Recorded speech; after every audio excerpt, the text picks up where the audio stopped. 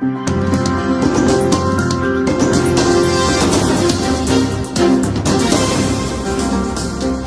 Jungle. Ya, informasi yang kami terima terkait mengenai masalah perda yang sedang dibahas oleh DPRD Kabupaten Cilacap yang harus tuntas pada bulan Mei ya, terkait mengenai asal usul hak kekayaan desa atau hak wilayah desa. Tentunya ini cerminan ke depan seperti apa ini Bu? Artinya harus dibahas seperti itu. Terima kasih. Ini saya mewakili Wakil DPRD Kabupaten Cilacap dari fraksi Gerindra. Ini terkait dengan perda yang kaitannya dengan hak asal usul desa yang sedang kita bahas. Target ini kita kan perdanya dari eksekutif ya, maksudnya nanti kita diserahkan di Propemperda terus ke Bapemperda nanti kita bahas di Pansus. Jadi tentunya ini ada prosesnya. Nah, proses dari penyerahan dari PJ Bupati ke DPRD, dari DPRD nanti kita bentuk untuk pansusnya. Demikian, terima kasih. Assalamualaikum warahmatullahi wabarakatuh. Waalaikumsalam. Itu yang baru kita ajukan kemarin ke DPRD Kabupaten Cilacap. Nanti dari DPRD biasanya mereka melihat wilayah lain, beliau itu nanti studi banding atau studi tiru ke kabupaten lain ataupun merujuk ke lembaga yang lebih tinggi, ke kementerian ataupun ke DPR.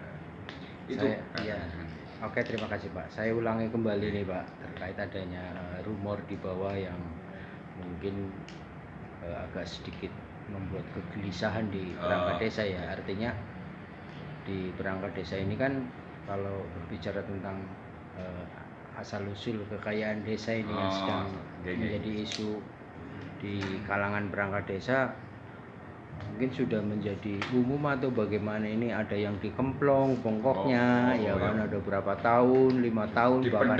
Nah, ini tentunya kalau perda itu ditetapkan terus nanti masuk ke kas desa, baru ke kas desa nanti dibagikan kepada perangkat, tentunya ini apa enggak kejedoran ini perangkat Kabupaten Cilacap nih Pak? Ini sebetulnya ya lagi-lagi kita kalau tentang itu namanya kita sudah diatur, itu lebih teknis, namanya di Perbu Peraturan Bupati 133 tahun 2022, sudah disahkan tanggal 28 Desember 2022 tentang pengelolaan aset desa. Aset desa itu dikelola, memang betul ada hak asal usul, lokal wisdom ya, kearifan lokal dan sebagainya. Kalau dicermati isinya itu sebetulnya itu hanya untuk penertiban administrasi keuangan dan pengelolaan aset desa. Bahwa aset desa tidak semena-mena. Sistem keuangan desa itu kan tahunan Mas. APBD itu kan sifatnya tahunan. Dari Januari sampai 31 Desember. Demikian juga pendapatan lain-lain nih, di desa ada dana desa, ada alokasi dana desa, ada bagi hasil pajak, bagi hasil restribusi daerah, terus ada bansus, bantuan khusus, ada Bankeuprop, ada pendapatan lain, PADES di dalamnya adalah tanah-tanah lokal desa itu dikelola dengan baik. Si A dapat bengkok sekian hektar, dilelang, ditawarkan di uang, masuk ke APBDes, dibagi 12 sebulan seperti itu untuk tertiban. Kalau selama ini kan amburadul. Contoh kasus, ada kepala desa 6 tahun nih masa jabatannya, tetapi 1 tahun meninggal di tengah jalan. Apa yang terjadi setelah meninggal? Ternyata meninggalkan beban, bengkoknya sudah dijual sekian tahun. Itu kan masalah. Itu bukan 1, 2 titik. Bahkan perangkat desa meninggal kecelakaan sama saja.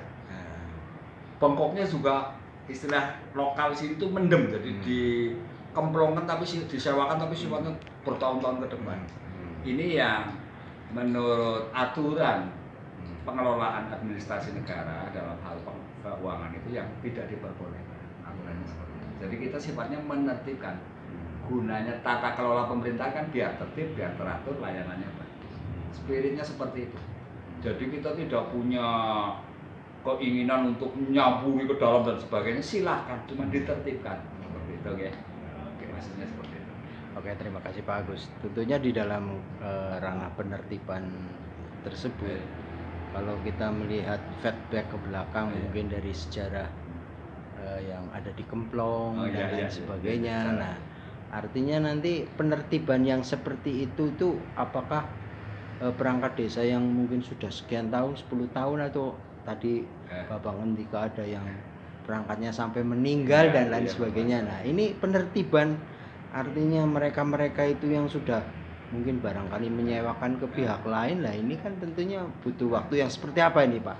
Nah, itu nanti desa, mestinya pemerintahan desa mensikapi hal itu bagaimana kalau terjadi kasus-kasus seperti itu. Tetapi ada contoh ideal ini, contoh ya yang ideal di Desa Bojong Kawunganten. Begitu dulu kita ada administrasi pengelolaan keuangan desa di Perbu 258 tahun 2018, 2019 Bojong sudah menerapkan itu sebetulnya dulu keuangannya, jadi dimasukkan ke APBDes baru dibagi.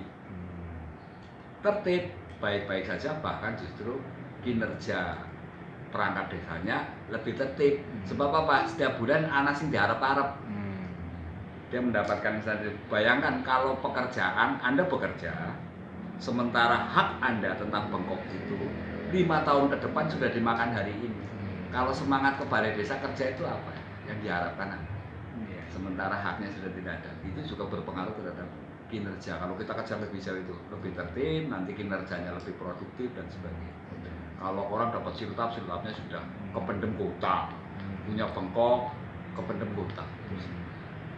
Di desa lagi banyak orang punya hajat. Apa yang dilakukan? Bingung kan, baru datang kepada desa ya, akhirnya tidak produktif. Itu pengamatan, ini sifatnya sih kita melihat bahwa kita di bidang pembinaan pemerintahan desa tentunya punya kewajiban secara regulatif mengatur, secara administratif menertibkan, secara kinerja kita juga memotivasi, mendorong dan sebagainya supaya teman-teman yang ujung terdepan di masyarakat bekerja lebih energik, lebih produktif, dan etos kerjanya naik. Sebetulnya sifatnya seperti itu. Jadi kalau desa yang mengeksekusi seperti Bojong Kawunganten, fine-fine saja, tidak ada masalah, tidak ada masalah. Justru mereka saya melihat perangkatnya gagah-gagah, lebih melipis-melipis, rajin-rajin, lebih disiplin malah kok.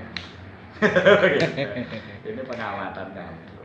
Itu artinya bahwa perda itu sedang digodok ya Pak ya, dalam kerangka penertiban ya Pak ya, penertiban dalam aset desa itu. Itu nanti namanya perda apa sih Pak? Kalau yang perda itu kaitannya dengan penetapan desa, bahwa desa ini klausulnya kategorinya apa, swadaya apa masih itu. Ini kategori pengkategorian kalau perda itu. Terus ada swakarsa, yang paling tinggi derajat nanti swasembada. Kalau perda itu seperti itu, bahwa desa supaya tahu A jadi kepala desa di wilayah desa pertama ini, oh desa saya masih swadaya, dia punya mimpi untuk dinaikkan menjadi swakarsa, swasembada, visi misinya ke arah sana. Demikian juga yang swasembada, jangan sampai setelah dipegang jadi kepala desa malah turun grade-nya. Itu untuk klasifikasi perda yang kita harus susun. Tetapi kaitannya dengan lokal tadi, kepemilikan lokal, bengkok dan sebagainya, itu kita sudah diatur lebih teknis di Perbu 133. Jadi kalau penetap perda itu lebih ke penetapan desa A kategorinya ini, desa B kategorinya ini. 3 kategori, swadaya, swakarsa, swasembada. Perdanya seperti itu. Artinya dalam pemelahan pilah-pilah dalam kerangka mempertahankan tentang ketahanan pangan atau bagaimana ya Pak? Iya, muatannya banyak. Jadi kalau sudah swasembada itu desa yang tadi pendapatan asli desanya bagus, masyarakatnya daya tahan pangannya bagus dan sebagainya. Desa yang tidak mengandalkan bantuan dari luar, jadi kemandiriannya tinggi. Salah satunya tadi satu desa yang punya tanah kas desa di luar yang untuk bengkok-bengkok, dia punya tanah kas desa, orang sering menyebutnya tanah suksara, dilelang nih jadi uang dimasukkan ke rekening kas desa, jadi APBDes dibelanjakan untuk apa? Oh, untuk ini penanganan stunting, oh ini untuk membantu posyandu, ini untuk membantu operasional RT RW dan sebagainya. Jadi desa punya kewenangan mengatur seperti itu. Tetapi kalau desa yang tidak punya kemampuan itu yang namanya desa swadaya, desa yang belum mampu. Salah satunya kriterianya seperti itu. Jadi semakin mandiri desanya, grade-nya semakin tinggi. Termasuk fasilitas umum, kualitas jalannya, kan sekarang ada nyanyian jalan 1000 lubang apa dan sebagainya kan. Makanya ini dalam banyak hal UPJ kita juga menertibkan kaitannya nanti bahwa jalan desa akan digarap, jalan kabupaten akan digarap dengan namanya aplikasi BASO.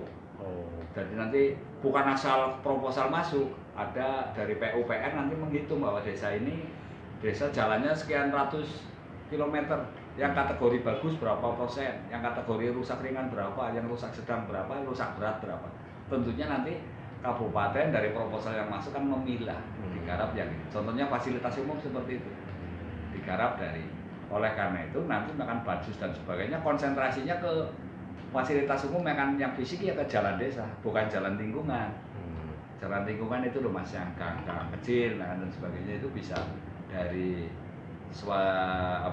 kalau gotong royong masyarakat, swadaya masyarakat seperti itu. Jadi konsentrasinya supaya sebab selama ini bansos sudah turun ke desa banyak dan sebagainya, tetapi kualitas jalan di desa kayak jalan di tempat. Apalagi panjenengan tahu 2 tahun kemarin kita punya pengalaman yang belum pernah terjadi sebelumnya di Republik ini, adanya pandemi COVID-19. Boleh dikatakan semua anggaran itu terkonsentrasi supaya masyarakat kita terlindungi dan tidak terkena COVID-19. Itu yang sering dikeluhkan masyarakat. Jadi itu nasional mas sifatnya, bukan di Cilacap saja. Jadi secara nasional kita konsentrasinya memang penanganan COVID. Baru 2021 menggeliat, 2022 lebih konsentrasi lagi, kita kembali lagi. Termasuk di dalamnya kepala desa waktu jago itu kan punya janji politik, punya visi misi dituangkan dalam RPJMD, rencana pembangunan jangka menengah desa selama 6 tahun. 6 tahun dijatrakan setahun itu namanya RKPD, rencana kerja pemerintah desa tahun.